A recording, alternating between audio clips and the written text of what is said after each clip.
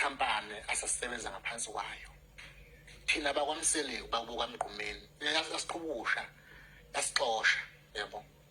Okwakubonakalisa ngokusobala kahle kahle lento kaMgqumeni noma umsebenzi kaMgqumeni uyabulawa.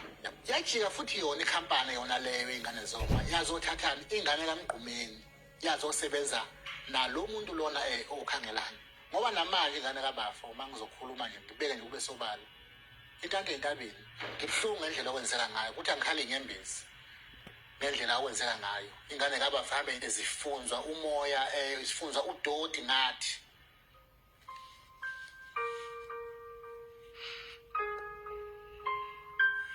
uNkulunkulu yonibona eyeni imndeni i-right nijabule nina nemndenini.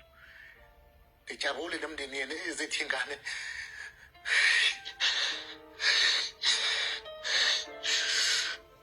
ayizukala bhuti ndodayikhaya ukuthi ngizubuhlungu futhi ngendlela okwenzeka ngayo. kunzima khona kodwa-ke